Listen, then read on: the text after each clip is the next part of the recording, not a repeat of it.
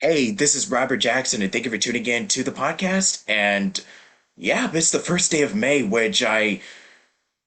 man, I just cannot believe it, man. Like, we were literally like, I remember it was the first day Yeah, of April. No, no, not even that. Like the first day it of was the new year. January. Yeah, January just happened, and now here we are in May. But 4 months later, like, bro, it's crazy, Time man. passes by so quickly, but I love it. Yeah. But thank you so much for joining me on today's episode, to those that are watching. And we have a lovely special guest in the corner. We have Miss Vanessa to my left, right? However, this is going to turn out. But yeah, thank you so much Yeah, for thank you for joining me having on. me.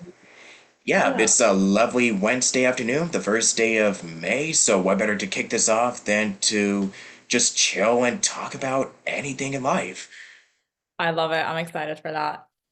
Yeah, and I see that you've also got a lovely background as well with those pictures and everything that you got behind you. So, Yeah. Well, I see your background as well. It's I know I got like I'm like so many, I can tell and your I still, hobbies. yeah, but these are kind of like stuff that I sort of do professionally as well. But these are like kind of stuff that I got. I mean, look at this. If I close this wall, there's like even more behind me. So Is it I like don't know if everybody's gonna. characters that you worked on because you're saying work?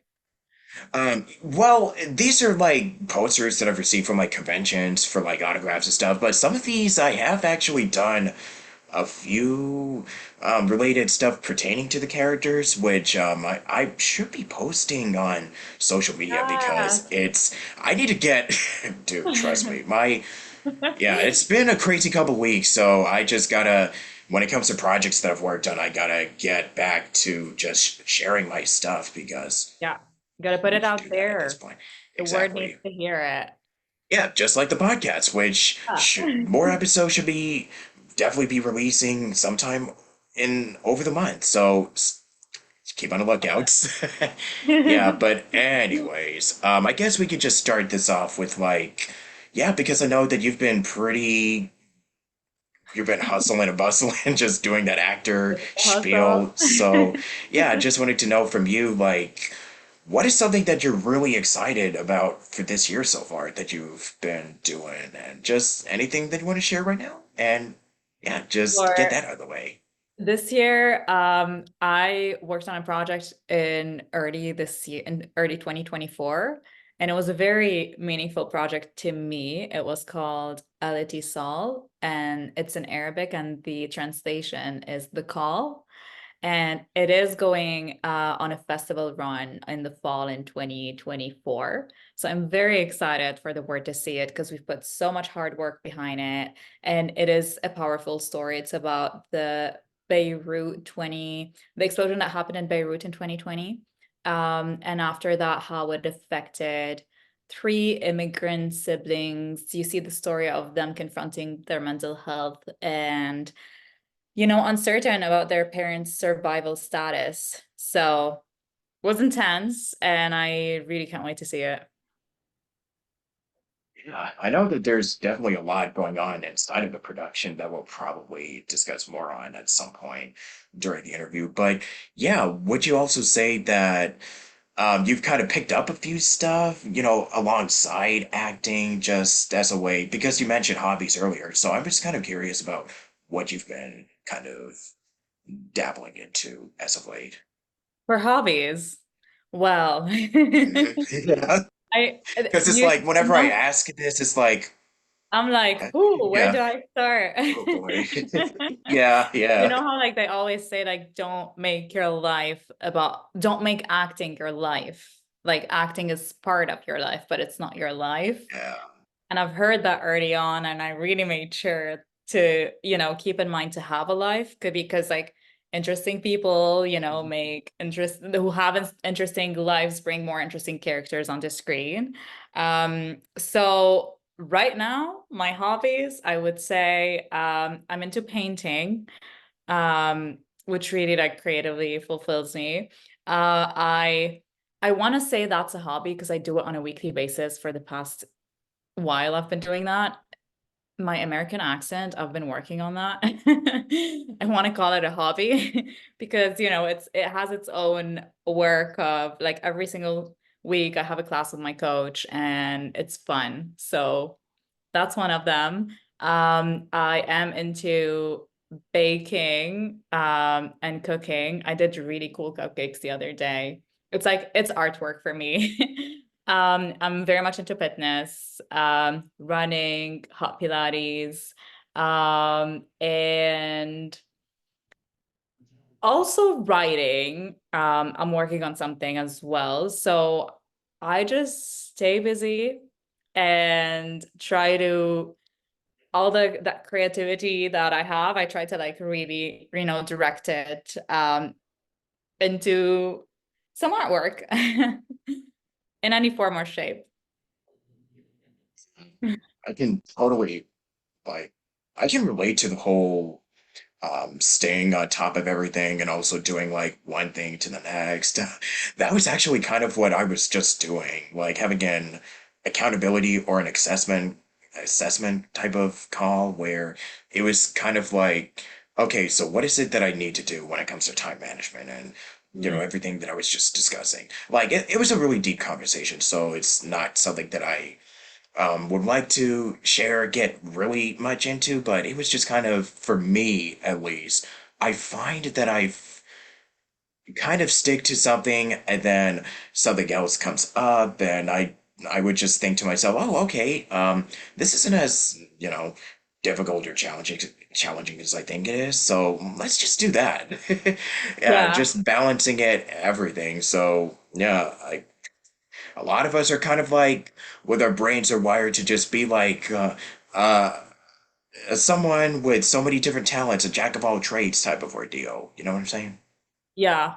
You gotta like juggle it all and like also Hmm. try to like keep your focus on certain things because even though like you're doing 1,000 things, you gotta be disciplined. I feel for to Yeah, have any form of multidiscipline. like result, right?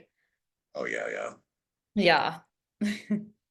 Yeah, so for you, um, being a multidiscipline actress and just artist in general, what is your process like when it comes to staying, disciplined and whatnot?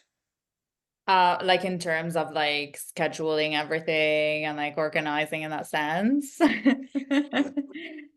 Um, I feel like 2 years ago I was reading a book and they mentioned in one of the chapters that the author schedules his weeks ahead. So every week he schedules the next week, and he was talking about how much that has been useful to him, and he's able to like cover up a lot of things, etc.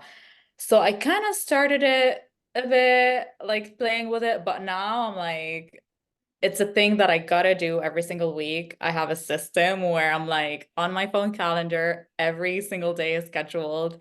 And I have like on my notes app, like a to-do list and a goals list as well. So let's say ahead of the week, I look at first you gotta make some income, right? And for actors, most of the times, your income is coming from sources that are not related to acting, or it could be. So depending on the day, because it's always uncertain, so you don't know when you're booking a job and when you're not. And you gotta always be available to audition. So first I like schedule all my work of the week and then my workouts of the week because we gotta stay in shape. We gotta just like for the mental health as well, like you gotta Oh, release that yeah. stress and tension. So I schedule my runs, my workouts, I book everything. I schedule my classes. I don't stop taking acting classes every week and diet class every week. So I put that in. And then I kind of look at also you got to have a social life. So, Yeah. reach out to friends, schedule the meetings, like, okay, I'm free here, there, whatever. So I try to like do that at least, go out with friends at least like twice a week, if not more.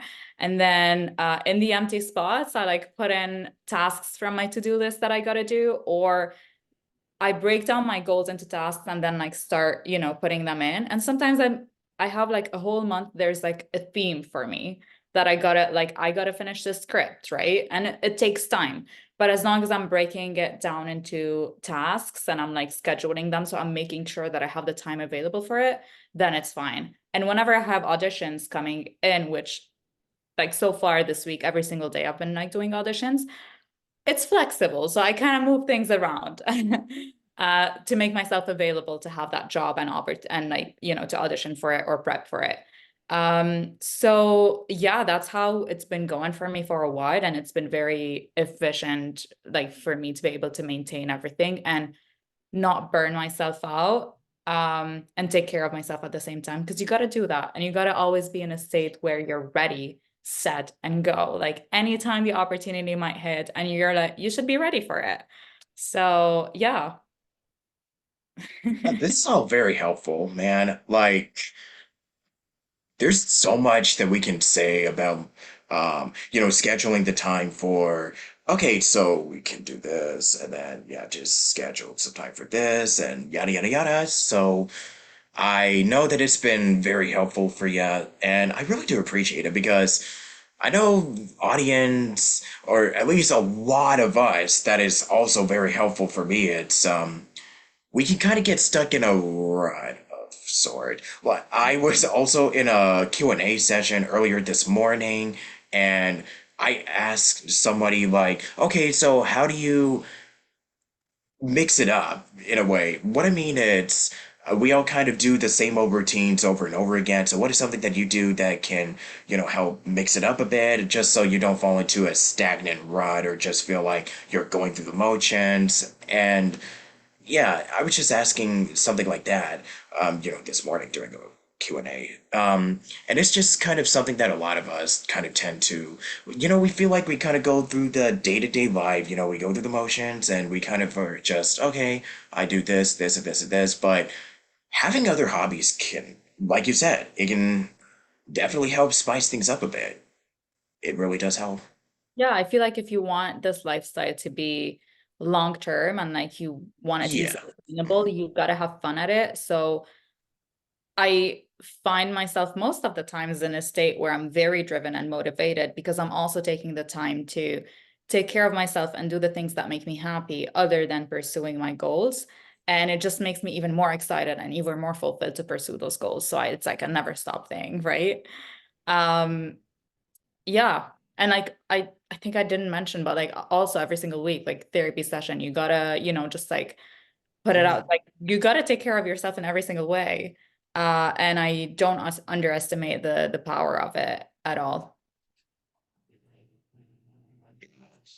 Like therapy, yeah, that could be something that is also kind of really interesting to me because, uh, yeah, that's something that we can discuss about on a whole separate episode. But yeah, Yeah. I do agree. There's more I could go off on that, but I still got some other stuff that we gotta talk about Yeah. here.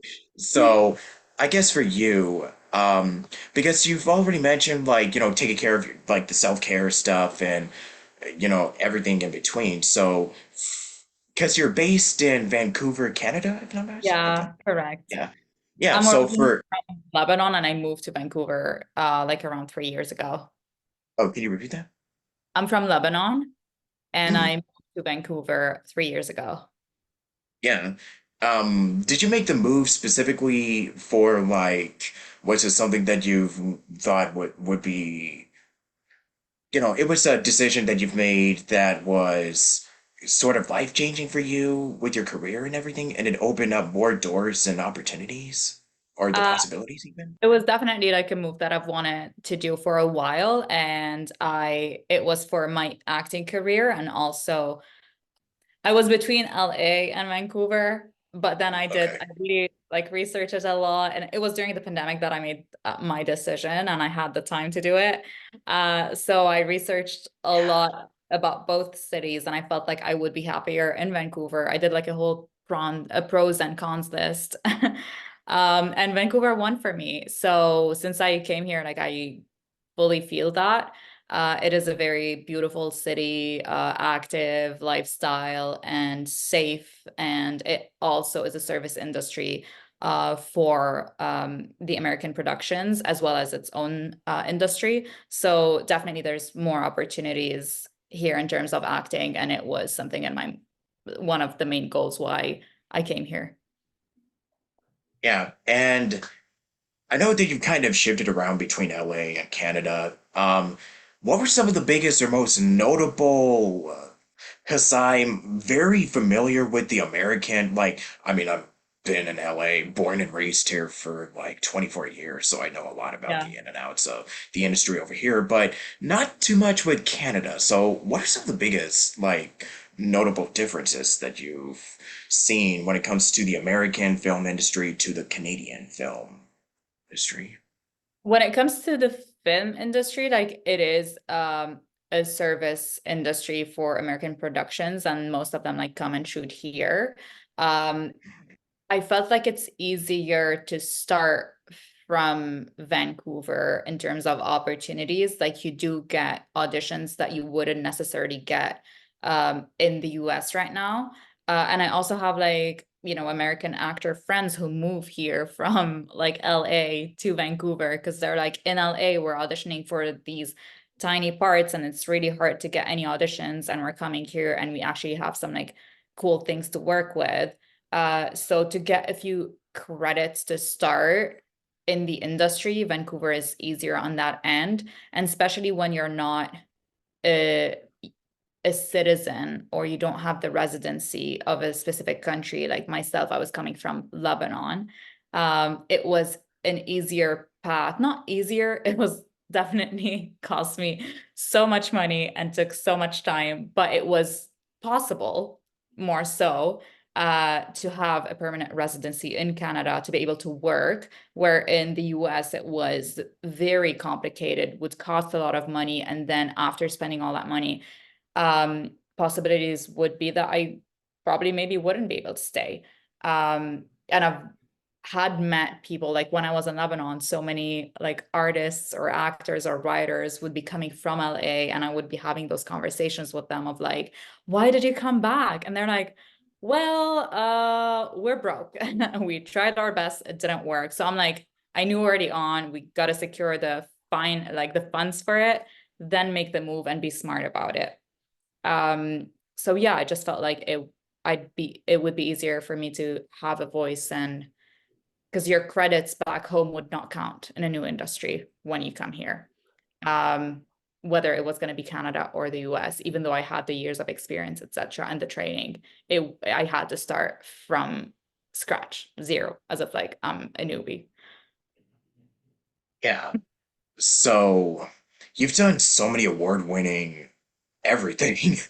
But for your love of film and showbiz, like you've carried so many different hats. Like you worked in the makeup and casting, and then you were the manager, director, producer. So yeah, would you say that the manager and just having all this experience really helped you really getting your name out there?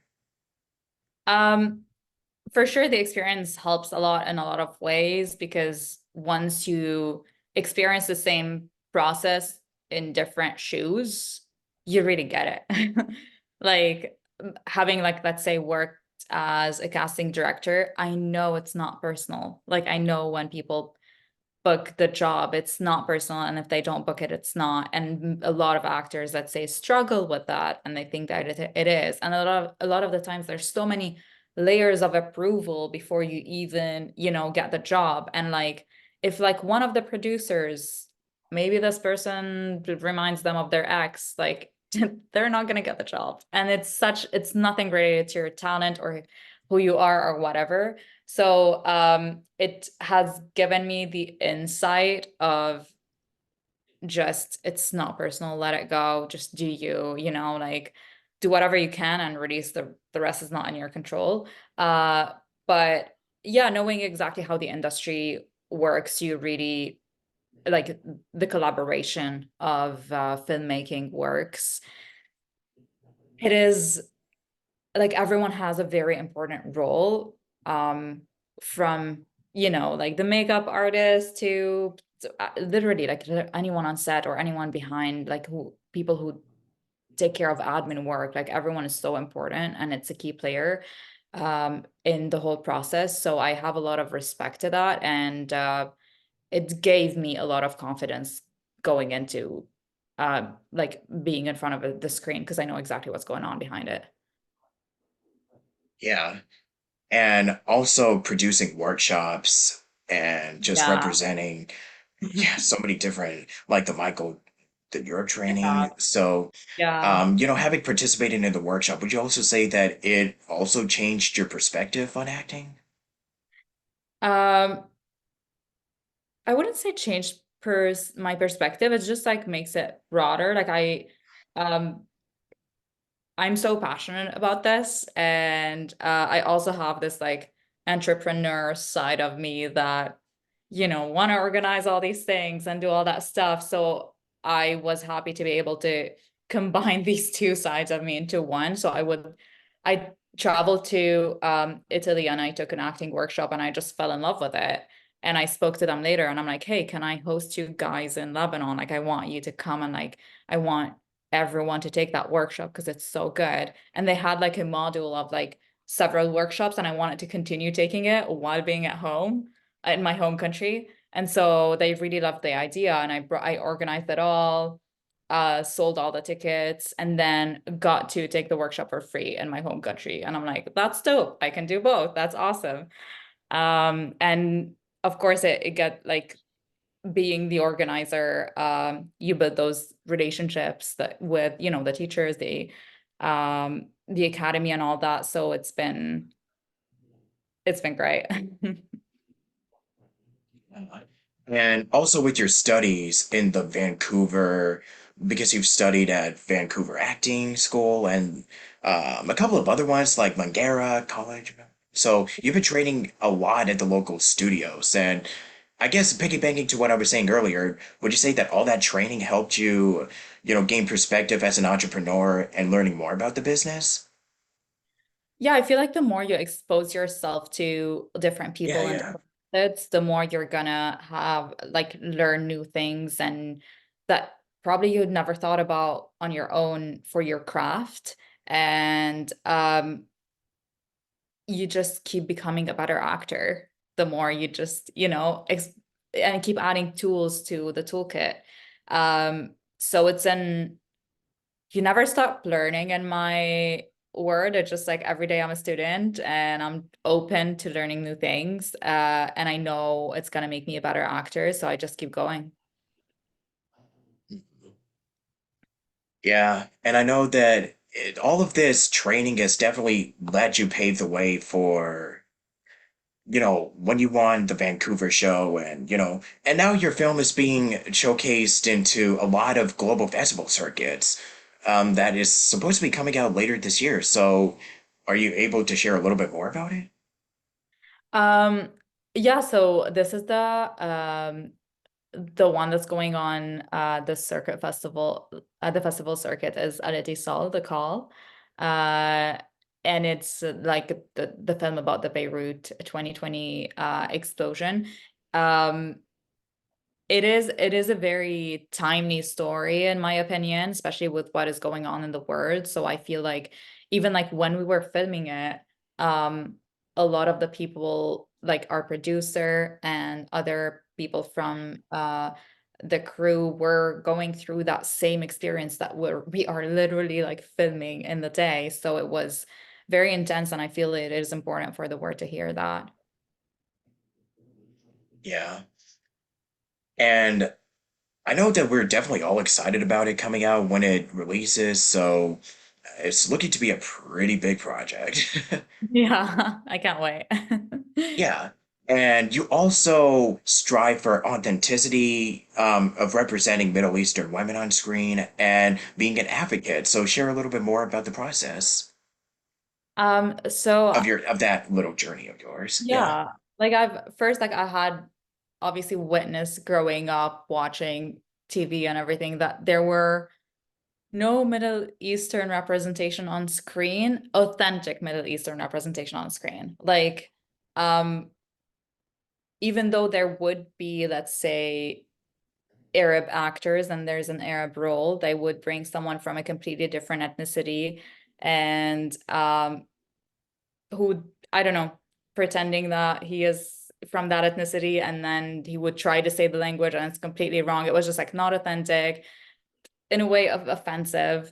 And when it comes to women, it was not existent. And so when I came here as well, I saw a lack of opportunities in terms of like auditions, because there were none that were related to me. And when they were, like, right now casting is authentic, which I love and appreciate. But when it comes to Middle Eastern women, like, the opportunities that I receive are 1% of what is available, perhaps. So I really strive to, when I get those opportunities, to actually authentically represent Middle Eastern women, um, and also to hopefully um, make them part of the make them part of the actors on screen, just like as any other ethnicity. I feel like inclusivity is important, as like diversity. I'm all here for it. But I don't see it in an equal way right now, and I would love to see it that way. Yeah. I think it's so important because as an actress who is advocating for others, like that's exactly how I kind of feel the same way when it comes to, more, at least more actors and getting more creative scene. Like we're seeing more of like this of a shift of just seeing so many um just seeing a lot of new talent that are just rising up in the industry, and we have to use what we can, like just you sharing our positivity and just spreading awareness of what is happening, why it's why there needs to be more, like, okay, I know this has been happening for so long, like discrimination and Mm. it's a lot of others that have been happening secretly in the industry for years, and I'm just kind of, well, we are in a better, I will say that where there's process being made, but there's still a lot of long work that that needs to happen. I mean, we still got a long way, but I feel like we're kind of making even better process progress than we did, like, say, a few years ago. Maybe Yeah, I'm just no, saying, yeah, I definitely give or agree with take. you. I feel like the more we talk about this, the more there's like education and awareness about this, the more probable there's going to be change. Because like I've been on panel talks where we've discussed about the representation um, on screen of, the MENA community. And people like later on like reached out to me and they were like, we had no idea this was happening. Or like in the Q&A, hearing the comments that I would get during my, just like in my acting career, they were shocked. They were like, we can't believe that you're like, they are telling you this and this and that. And I'm like, this is the reality of things. And that's why I'm talking about it, because that is not okay. Like, just put yourself in the other shoes. Like, to hearing that, I'm just encouraging acceptance of, each other, and reshaping that perception of just human beings being human beings. It doesn't, we don't need to label them. And like, obviously the perception was like growing up watching Middle Eastern actors just being terrorists or sex idols. Like, obviously you're gonna think differently of them when you see them in real life. So we gotta reshape that narrative and the perception and change that. Yeah. Yeah. So I did ask you about hobbies and juggling being an actress alongside everything else you do, but what would you say are some of the biggest challenges and hurdles to overcome working as a full-time actress? I would say it's to book the job. Like, I was having a conversation with my teacher the other day. He has booked like over probably 180 IMDb credits. Like, he's considered, an actor who makes his, like, he's very successful in that way. And he was like, this industry is so uncertain and it never stops. Like, you never know. Like, you can book a job, but then when the job ends, when is the next job? We don't know. And so it's like a constant thing where you never know when you're gonna book the next job and when you're gonna become like full-time acting. Um, most actually all actors that I know have other jobs as well, rather like maybe like teaching acting or bartending or serving or office job. Everyone has another job. So this is the reality of things, and everyone also has to get a job that you can like kind of quit it when you need to when you got a full-time gig. Um, and the people who get full-time gigs is like if you book something on a show where you have a certain number of episodes or uh several series, then it's kind of like a relief, like okay, I got work. I don't need to worry about money anymore. But yeah, it's a constant thing, so the biggest, I would say, hurdle is just to book it. Yeah. But despite all of this, what are some of the projects, some of the biggest moments in your career that you look back on and you hold so fondly over, that you go back and you remind yourself why you love doing this? I'm not gonna lie, like every time I'm on set, like I'm like, this is why I love doing this. It's such a beautiful community that we have when so much prep has gone into a story that is important for the world to hear, or such a creative story. And you see everyone collaborating on set, and it's just like a family, because you're gonna shoot for a few maybe a few days, maybe a few weeks, maybe a few months, and you're just gonna be seeing these people every day, and I love that environment so much. But there are certain projects where I really had fun I love learning things for the characters that I am portraying. So like one project I shot last year, it was called an epilogue for Hegemon, and I learned firearms and like how to handle them and how to use them and all that. I thought that was pretty cool because my character had to be a pro with the firearms. And then like there was another project where I had to learn ASL, um language, like American Sign Language. And it got me really excited. I'm glad now that I can, kind of recognize that. And I've been pregnant on multiple projects, probably 4 times now. The first one was um, maybe one of the most special one for me because it was the first time being pregnant. I've never experienced that in my life. And they got me that like belly from like that the same belly that Emilia Clarke wore on Game of Thrones. So I was just like thrilled for it. I'm like, I can't believe I'm doing that. And there's another one where I had to actually be like giving labor, and I've never experienced that in my life. So to prep for that, and like all the conversations that I had to have with all the mothers and parents to know where it's coming from, and it's a very unique thing. So it's, yeah, just like learning more about things that I have no clue, or characters that I have no idea how to portray. It gets me going for sure, and I love doing Yeah. Boy, it. that must have been, that was pretty wild. That was wild. Yeah. But Yeah. let's see here. I don't know if there's really much else we can discuss, but yeah, if you'd like to share anything, like any upcoming, oh yeah, besides the one that you've got coming up in 2024, what is something else that you're really looking forward to the most, as we're now in May and you wanted to, that you're kind of, excited about for the rest of this year?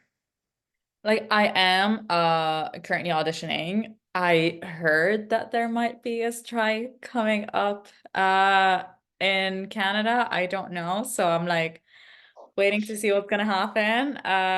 So yeah, I'm like just in a state of like waiting, because if there's a strike, then obviously the industry is going to take a different direct, like I don't know if the same thing's going to happen as last year.